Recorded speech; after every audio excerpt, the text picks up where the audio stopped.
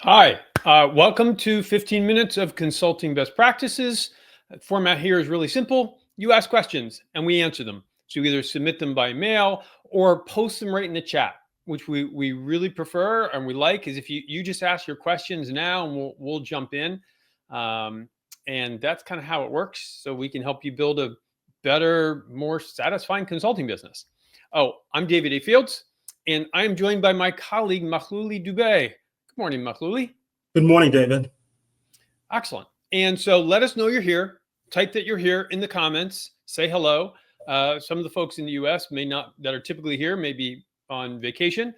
And while you are saying hello and typing in the questions you have right now, I know that there were some questions left over from last week that we didn't get to. Happy Monday, Michael.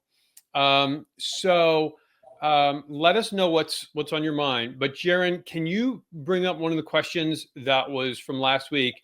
And Mahluli, even though you were not here, you get to answer it. I remember what Len asked. Hi Dan, are LinkedIn newsletters still a useful medium for us freelance consultants, smaller consultancies, given that there seems to be a cacophony of those? All right. What do you think, Mahluli? Well, there's no evidence to suggest that LinkedIn newsletters were ever a great way for consultants, for solo consultants or boutiques to do outreach or to connect with their prospects. What I will say is that developing newsletters is actually a very good idea for everybody who's out there, and if you have a captive market. But the idea is that you own the list, right? And by owning the list, then you can reach out to everybody and you allow people to come in and respond to you. What do you think, David? Yeah, so agree with you. I think on both sides, Len, we're not huge fans of LinkedIn newsletters for exactly the reason Mahluli said, is you don't own the tribe then, and LinkedIn can change what it does, take things down, and then you've lost everything. There's a ton of content out there. So should you still produce content? Yeah, 100%, absolutely. Even if someone on your list doesn't interact with your content, doesn't watch your video, doesn't listen to your podcast, doesn't read your article, the mere fact that it's in their email that they saw your name makes it more likely that they talk to you, they turn to you, they call you, they email you when they do have a problem. So exactly what Mahluli said. I agree. Fantastic. Yeah. All right. Hi, Larry. Hi, Shankar. Cool. There's another. James, we'll get to your question in a minute. I know there was one more question, Jared, from that we were carrying over, and I want to be fair to I think Alex. So, Jared, you put it up. Mahluli, you read it. Is this also? This is Len. I thought this was Alex. Okay, I can go ahead and read it. That's fine. All right. A question from Len. I obtained several warm leads at a trade fair and followed up with an email a week later. However, despite generally positive and engaging interaction during the trade fair, none of them replied. Maybe it was just bad luck. Or perhaps my emails aren't as good as they could have been, despite my best efforts to make it about them. So my question is, what is a good template rather for an email follow-up after receiving a lead at a trade fair, or should I try calling them instead? All right, got it. And that was Alex. So I think we just captured it wrong. So for those of you listening, I asked for some additional clarification during the week because I wanted to understand, like, how were these warm leads produced, and what was the follow-up? And so let me just provide you the short version of what Alex told me so that we can all learn from this. It's a really excellent case study. And Alex, you're listening, correct me if I get this wrong. He went to a trade show and approached booths with people who appeared to match his ideal customer profile, or with businesses that appeared to match his ideal customer profile. And then he got into conversation with them, and He talked about the problem he solves. And if they agreed they had that problem, he mentioned his value proposition. And if they said they were interested in further discussion, they were classified as a warm lead. Got it. And then he followed up 1 or 2 weeks later with an email that said it was great meeting them, and the conversation they had about the problem he solves really stuck with him, and he empathized with them and their situation. He mentions his solution and said and asked, would they like to jump on a call to discuss what the first advisory step would be? Okay, so that's the situation. And there's a ton of learnings in here, and I'll get to the answers to the 2 questions, which I think were, is there an email template? Is there a right way to do this? And should he have done a phone call? All right. So I'm going to give you a bunch of lessons I see, and then Makhlouli, you weigh in and tell me if you see something I've missed. First, these weren't really warm leads. They are cool leads, because even though folks expressed interest, it's what we would call borrowed interest, meaning you were passionate about your topic. You were like, hey, do you ever have this problem where you're hungry? And people were like, yeah, I'm hungry sometimes, right? And you like, I make a mean sandwich. Maybe you'd be interested in the sandwich. And because they are at a trade show and they're at a booth and they're in the entire mindset of let's create engagement and conversations and connections, they're like, yeah, that sounds really good. Let's talk about that. But it was your interest driving it. A warm lead is more when someone self-identifies a problem. I'm hungry, and realizes I want to solve that problem. I could sure use a sandwich. I wonder if there's someone around who makes sandwiches. That's a warm lead. It's not borrowed interest. It's innate interest. Okay, so a little bit of I would say a mischaracterization of that, but that's okay. Second challenge. Alex, your follow-up was too late. You followed up in 1 to 2 weeks. You should be following up in 1 day, 1 to 2 days. And we have shortened that versus even where we were. If you were on stage delivering, then you might have 5, 7, even 10 days. So that wouldn't be ideal. But you weren't on stage delivering, so they don't remember you. You need to follow up next day. And if you have other work, carve out BD time. Okay. You mentioned in your email this conversation that stuck with you. I can guarantee you they didn't remember that conversation at all. So you're being empathetic. You're referring to something they're not going to remember. And that, unfortunately, backfires a little bit. The biggest challenge is you were way too salesy, my opinion, in your follow-up. You were fundamentally, because you said, here's our solution. Can we set up a time to talk about the first step? You're basically saying, could we set up a call where I can sell to you? And very few people are going to respond positively to that. That's just not going to work. What should you do? Follow up in a day. Enjoyed meeting you. As a reminder, we talked about this challenge. Would love to explore more what's going on with you, or would love to hear more about your business and what challenges you're facing. You make it right side up. Make it about them, not about you. All right, I just said a whole lot. So Alex, let me know if that helps. Makhlouli, what do you think? Anything you'd add? Anything I missed? No, I think you're spot on there. Alex, kudos on you for going to the trade show. Yeah, good point.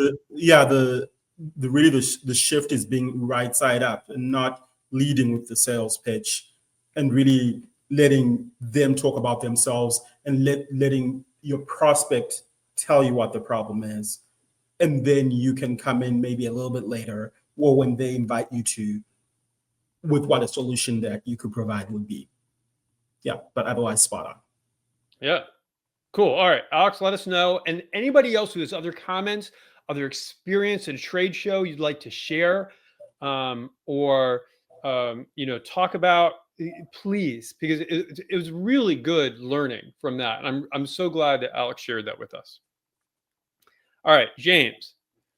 David, you have previously said something like, the most reliable predictors of a small consulting firm's growth are the narrowness of the depth of expertise and the breadth of rainmaking team. Yeah, that's true. I would amend that to say alignment of that narrow expertise with the market need. So product market fit. Okay. Can you dig into number 2 more? Breadth of the rainmaking team, especially what it means in the context of a sole proprietor. Sure. um, as a solo consultant, you do not have breadth of rainmaking. You have you, and therefore you will likely find your business capped, either because you can't make more rain, or because if you're as a solo, you have capacity limits. We have found, and this has stayed really consistent over the past almost 10 years, that the wheels fall off for a solo around $1 million. Meaning, if you can sell $1 million, that's good for you. That's excellent. If you still try to deliver that primarily yourself, it's really hard. That's just a hard number to deliver, and it's always been a hard number to deliver for most consultants. 750, 850 starts to be a struggle. Typically, 850 to $1 million, $1.2 million, you're going to burn out. And please push back, any of you. But most solos, because of this issue of capacity, also in their own networks, you're capped still at $1 million, $1.2 million, $1.5 million, maybe. So to build something broader, you need more capacity, and then you need more rainmakers. Makhlouli, other thoughts on that? Again, I think you're right there. And just to clarify for everybody here from different parts of the world, so when we're saying a solo proprietor, we mean you are winning and you're delivering the work yourself, right? That's so what I've assumed. Yeah. Yeah, exactly. And so the people who exceed those numbers typically have at least a few contractors that Yeah. that are working in place. But we would not consider that necessarily a solo if you're contracting work out. Yeah. It's you winning and delivering the work. Yeah. See, there's this concept we don't actually talk about much publicly. We talk about with our clients of capacity confidence, and it's actually part of the business development process. And interestingly, your capacity, your belief in your ability to deliver more business affects your ability to win more business. Okay.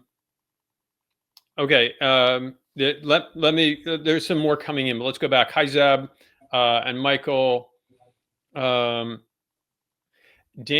is asked, can you explain the process of developing a sales team using your prospecting approach? Well, we don't believe in sales teams per se, but that's okay. I'm interested in the ramp up to develop a territory from scratch. Dan, I'm not 100% sure what you mean by that. So here's what I'm going to do to give that due justice. Can you explain more in an email to us? And then we'll hit this next week. James, I was wondering if you were advocating for continually pushing for additional contacts channels for a soul. Yeah. Oh yeah. Yes, absolutely. Yeah. You have to keep building your channels, have to keep building your ability. Whether you decide to expand or not, you still need the wherewithal to sign more business. And an individual can sell a lot of business. We were talking to a firm this morning in the UK where the founder owner sells around 6 to 7 million sterling. So that's what, like $10 million, because the dollar's plummeted. So yeah, an individual can sell that, but you have to have a firm to deliver it then. Right. If done right, AI integrations like trained agents may raise those caps. Maybe. We haven't seen it yet, Heather. I think it would be nice if the wheels start falling off at $1.3 million, $1.5 million, thanks to AI. And it should change capacity, but we haven't seen it. And we do a lot of this work now.